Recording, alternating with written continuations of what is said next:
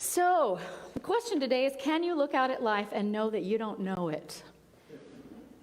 That all you can ever see is a tiny part of it. And if you make an opinion based upon the part of it that you can see, I'm going to switch over. Am I on this? Yeah, I am. Okay, awesome. If you make decisions, if you form opinions based on what you have seen, especially with your physical eyes, but even with your emotional ones, then you are not seeing clearly. You're not seeing clearly. And so all this month we're using wisdom from A Course in Miracles to talk about truth, because truth is truth wherever you find it. This just happens to be what we're using this week. So lesson 28 of A Course in Miracles says, above all else, this is the prayer we pray, above all else, I want to see things differently. I want to see things differently. We've been taught our whole lives that if you want something to change, pray, make it change, make it change, make it change, make it change. Make it better. Make it stop hurting. Make them go away. Make him act right. Make her do the right thing. But if we pray, help me to see this differently, help me to see this differently, then that is the moment at which our world is transformed, when we get an inkling of something that's different. Marcus Aurelius, the great philosopher, said, everything we hear is an opinion, not a fact. Everything we see is a perspective, not the truth. And Melinda Allen, the 21st century philosopher, says, and everything we think is our opinion and perspective. Everything we think is based on our opinion and our perspective. So the most important thing, I believe, that we're here to learn. I believe that we are eternal spirits, that we've been with God since the beginning and we will be with God till long after this earth is no longer. And so why are we on this earth? Why do we take on these bodies when we are the spirit of divine love? Why would we limit ourselves in this way? I believe it's so that we can learn what we need to learn. And how many of you learned by 0 people challenging you ever in your life? Yeah. My daughter raised her hand back there. Not really. We're challenging you. You just don't pay attention. So if the most important thing on your soul's growth, on your soul's path is growth, and this earth is your school, then the prayer is really, help me to learn what I'm supposed to learn. Help me to learn what is mine to learn. Instead of the prayer, make this different so I don't have to deal with it. Right? Because isn't that what we're doing? This hurts too much to deal with it. God, magically just change it because I don't want to deal with it. Guess what? You are alive at this moment because you were chosen to deal with what's going on the earth right now. In the micro and in the macro. You were chosen to be here, to have a human birth at this particular time. And I'm telling you that God would not have put you here if you didn't have important things to learn and to contribute. So, we are here for each other. We are here for each other's healing. I believe that. I believe that. There's a whole form of therapy called Imago, based upon the fact that people find each other in relationship, not because, they just magically meld in every way, soulmates, but because one person's wounds fit the other person's spikes, and vice versa. We have things to learn from each other. Yeah, I used to joke because this wisdom is something that's been in my mind. I've been learning about it for well over 30 years. I hadn't really put it into place then, but I knew enough to look at my husband when we were dating and say, God, you matched a girl with extreme abandonment issues with a guy who was never on time for anything. Every date we ever had, he was late. And so if he was late 5 minutes or 30 minutes or an hour, I spent the 5 or 30 minutes or the hour going, he doesn't love me, he's not going to come. He went, oh my gosh, I can't believe I'm even dating her. What was I thinking? An hour. I could do that easily. I could do it for days, actually.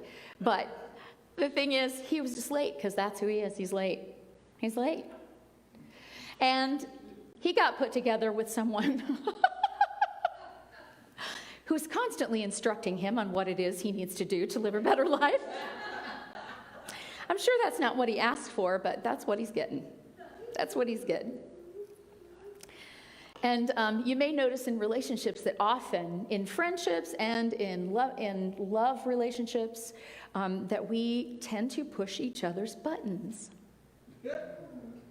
I believe that our children are given to us to push our buttons. First, they install them.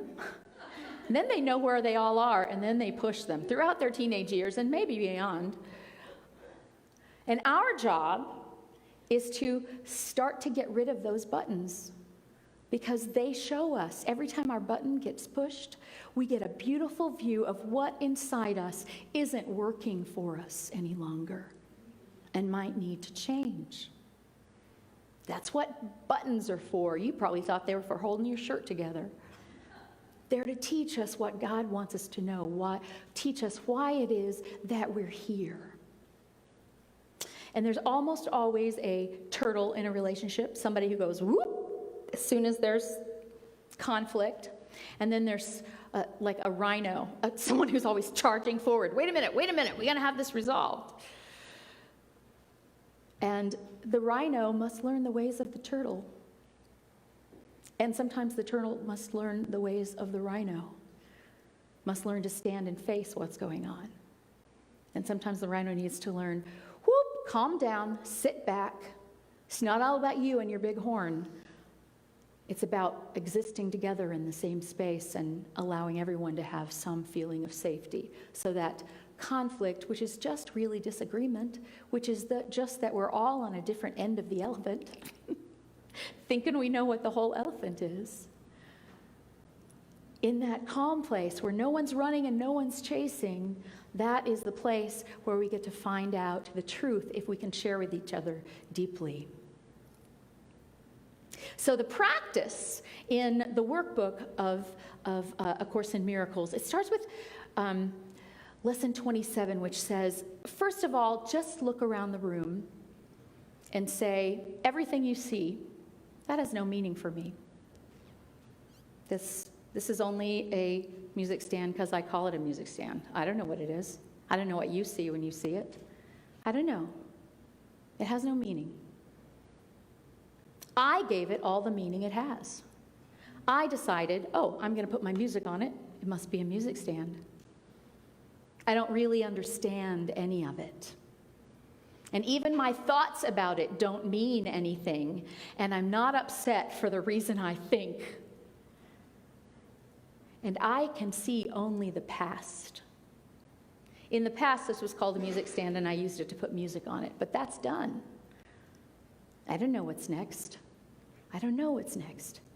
Our perceptions are colored by the past and our past perspective, and that ends up being what today's perspective is. The perspective that's based upon the past. And I'm not saying that in the human world it's not valuable to look at what you've been through and learned from and apply those lessons. But I am saying that if that's all you do, it's very, very dangerous. Because then you think you know, and the moment you think you know, you can't learn another thing. And so really this is just about keeping our minds open. Imagine being the man who fell against the side of the elephant. And just, fan, rope, spear, what are you talking about? This is solid as a wall. Solid as a wall. And that's what we do. We bang our heads at the wall that we know is ours. We know it's true. We know it's the only way it can be. And guess what? It ain't. And we're not wrong, but we're not right. We're not right. And so we begin to let go of, we begin to just call it what it is. I perceive a wall here, but I don't really know anything about it. I don't know what it is. And if that feels too esoteric to you, I'm going to give you some life examples of being able to see things differently. Above all, I want to see this differently. So when you do that, when you pray that prayer, please let me see this differently, then you are making a commitment to withdraw your perceptions, to withdraw all that past drama that you're about to lay on whatever it is that you're seeing or that you've already laid on it. It's about opening your mind to what it is and what it's for. And isn't that what art is? Opening your mind to saying, maybe this is not just a music stand. There are a million things I could use this for.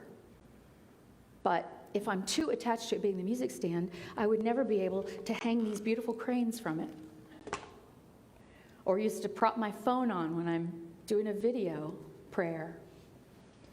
Right? So at this point, when you say, let me look at things differently, you are now asking the world what it is rather than telling the world what it is. Asking people who they are rather than telling people who they are. Oh, I already know you, and here's who you are. Have you ever been home to your family after having been away for a long time?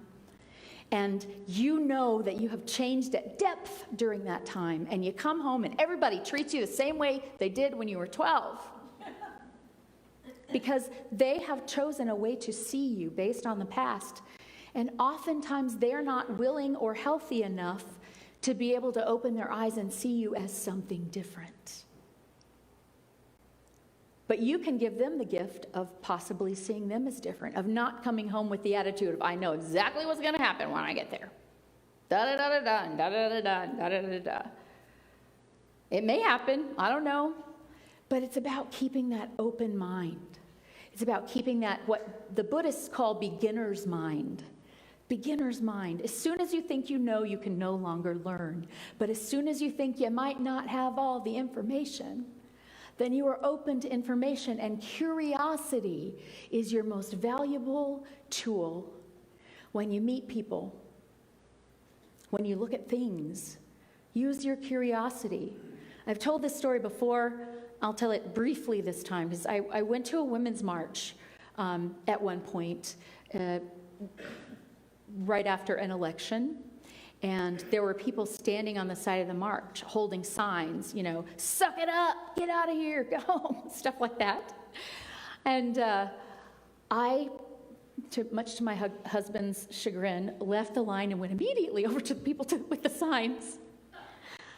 Not to say, get out of here, this is our march, which is probably what they thought I was going to say. But what I said instead was, can you tell me a little bit about why you're here? I know why I'm here. I know why I'm here, but I would love to know a little bit more about why you're here. And one of the people refused to talk to me, and that was fine. That was his choice. He didn't have to talk to me. I gave him that choice, and I moved on, and I moved to someone else, and I said, what about you? And he said, well, you know, all you people are trying to pretend that this didn't happen and that didn't happen. And I was like, okay, that's interesting. May I share my perspective? I absolutely give you that all of that did happen. And what I'm here to say is that this is my country too. And so regardless of who's in charge, I expect that person to be my leader, to listen to my needs, to be open to that. And he's like, well, okay, yeah. So I asked him to we ended up having a 30-minute conversation. I missed the whole march. At the end of it, we both had tears in our eyes. He hugged me. And as he left, he said, you've given me a lot of things to think about. And I said, you've given me a lot of things to think about. Because once we started talking, what looked like hatred was very clearly fear. Very clearly fear. I've been afraid enough in my life that I can have compassion for anybody with fear. And it helped me put a human face on people who, perhaps some of the people marching with me, wanted to call my enemy. I wasn't ready to call him my enemy. I was ready for him to tell me who he was. And that didn't mean we have to be best friends. It didn't mean either of our minds were changed, but we met each other on a place of willingness to listen, that is a way to see things differently. That is a way to see things differently. And we never will if we don't challenge what we think we already know. So we make a commitment to withdraw our preconceived ideas and open our minds to what it is, asking rather than telling, not binding the meaning of everybody else to my little bit of experience. Because guess what? All your perceptions are based upon your experience, which seems vast, right? I've lived a long time and I've learned many things. The human race is not even a blip on the radar of the planet, much less the universe or the galaxy or all of those beautiful galaxies that we're now getting pictures of back. Is your experience really that vast? Is my experience really that vast that I can say I already know and I can label everything as it is? I can label everything and know exactly what it is. It was very important to me growing up to be a good mother. I wanted to be a good mother. I had my child, and I read every book in the world. I was reading parenting books before I was even pregnant. I read all when I was pregnant, and how to be pregnant, and how to nurse, and what to do with babies, and what to do with older kids, and what blah, blah, blah. So I knew that when this person, this very lucky person, was finally born into my world, I would be able to shape her in perfection so she would never have a doubt or a care or a fear. She would grow up responsible and compassionate and know just how to react in any situation because of my parenting. Ladies and gentlemen, I give you Aaron Allen.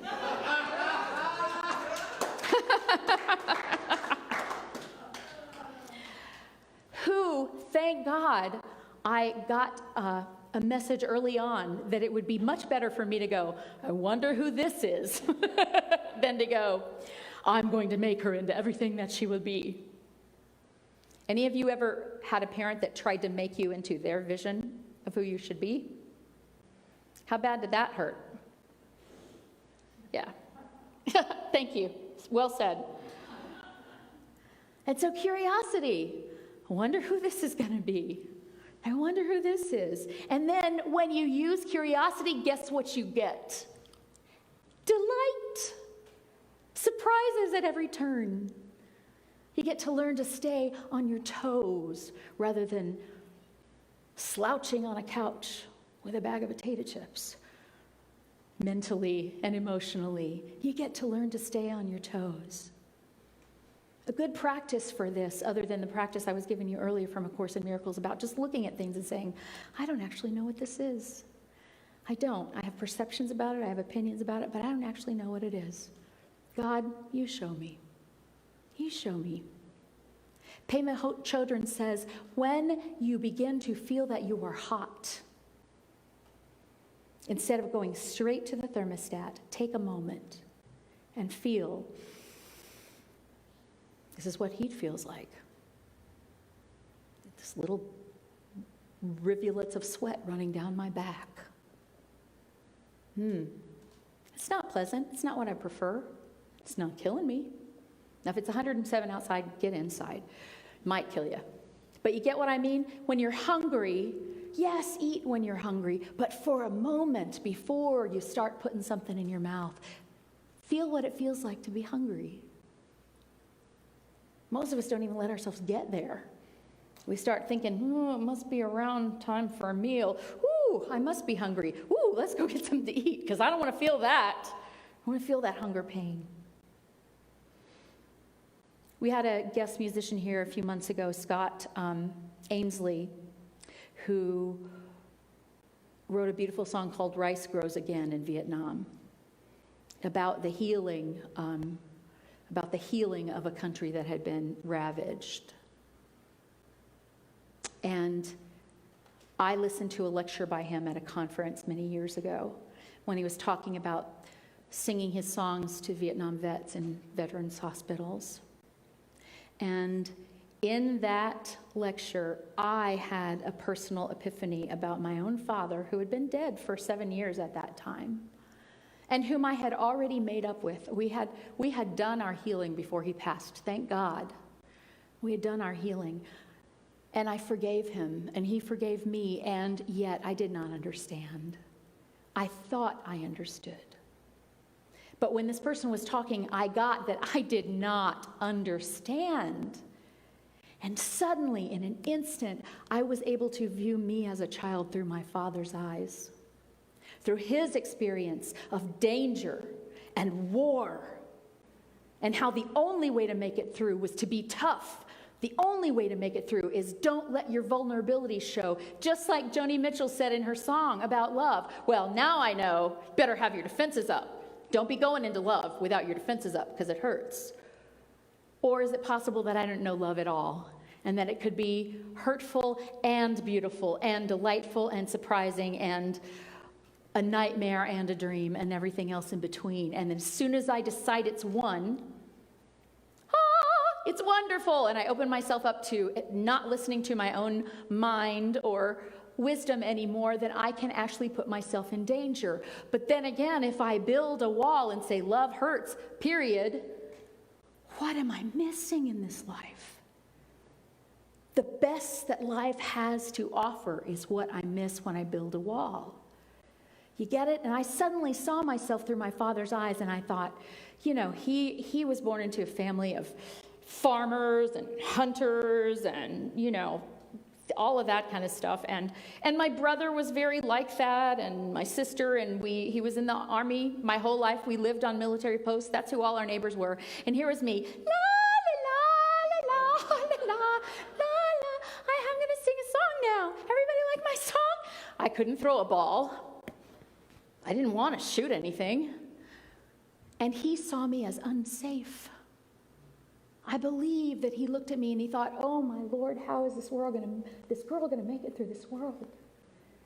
And that perhaps he set out to toughen me up. And that's what hurt me so badly, because what I know is that I have a great reserve of emotional strength, but he didn't know that.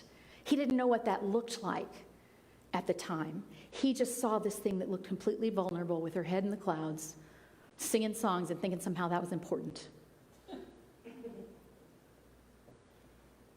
So I had a healing with my dad 7 years after his death because my perspective was changed. And I am not closing off the possibility of having much more healings with my dad, even though he's gone and I'm older, because I have not decided that that is the absolute truth of all of our relationship. I just had a glimmer, an insight into what could be true. And that was a healing for me. And I believe that wherever he is, that was a healing for him as well, because we are one. We are one, and when we see something different, then we get to experience things as different. And then we are more open to the next experience of wonder. Of wonder. So, a new prayer for us today might be, let me see things differently. Let me learn what is mine to learn. Let me allow the others the dignity and grace to learn what is theirs to learn. Let me see life in ways that awaken my compassion rather than my reaction and my fear and my judgment and my ability to have a perception and then solidify it and shut the door on it. Make me effective in service. Help me bring more healing to the world, because only by seeing things differently can I do this. Can you see how that is true? That if you see the person that is your enemy only as your enemy, only in one way of looking at them, you close yourself off to something that might be really beautiful, not only really beautiful about them, but the very opening that they would need to get some grace and truth and beauty inside. But if we have built the wall, then we're not sharing our grace and truth and beauty. And we can hope that someone else penetrates that wall. But we are not here to wait for somebody else to do the healing. We are here to heal. Does this make sense to you? So it's all of that and more. So you can say, yes, I experienced this as a music stand, and it's very practical in that way. I bring my music up and I set it on the stand, and there it is. It's very practical. I like it. And I can use that knowledge, but it doesn't have to mean that that's all ever. That's all ever. It's about learning to think outside the box and then throw away the box. Throw away the box. It's a more challenging way to live. I'm going to share one more thing before we go into meditation. I heard this program on NPR a couple of weeks ago. This woman was reading this essay about words and their meanings. And she had sort of this, she hated the word fish, because what she knew as a wordsmith is that what we call fish, there are thousands of species that aren't fish at all, but we call them fish because they all live in the ocean. So we call them fish. And she's like, fish is just, it's a very specific term that applies to a very specific group of animals. And we use it wrong. And she was very judgmental at people who used fish for anything but a fish. She's a writer. She loved words. And then her 8-month-old son's 11th word was shish. And anything in the water was a shish. And it transformed her way of seeing that word and of seeing other words, and brought her to a realization of how limiting words are, of how limiting words themselves are. Don Miguel Ruiz talks about this exact thing in the 4 agreements. And the 5th agreement is that once we put a word, a lot of times we want to label something. We want to put a word on it so that we can put it in the drawer and not have to think about it anymore. That guy's a bad neighbor. I don't have to talk to him. Bad neighbor. Now I can focus on the good neighbors. Can you see the danger of that? That person is not me. What do I care what happens to him? That's how what happened in Germany in 1938 happened. Because people were willing to say, that's not my drawer. This is the way I see things. And because one person who garnered a lot of followers said, all of these people fit in this one drawer. We're going to put one word on them. We're going to call that word bad. And then we don't have to think anymore. We don't have to bring our morality to bear. We don't have to bring our thoughts to bear. We don't have to bring our emotions to bear. We don't have to bring our compassion to bear, because we have a word for this entire group of people, and now they're not us anymore. They're them. They're them. Do you see the danger of making anyone in your life a them? And so maybe that's a place to start. As soon as you hear the word them or think it in your mind, say, God, help me see this differently. Help me see this differently. Because what I know in the depths of my heart is that there's only us. There's only us. And them is my way of not having to deal with something that's difficult for me. Us puts it back in my own front yard and sets me up to deal with it. And guess what? It's hard, but you never, ever do it alone. The Spirit of God is with you every moment, guiding you. Every moment that we keep our minds open, we are shown how to do what is ours to do. But we have to keep asking. If we decided 7 years ago what was ours to do and we're still struggling at it and it's not working, perhaps we need to take that out of its box and look at it again and allow something new to emerge as to what is ours to do.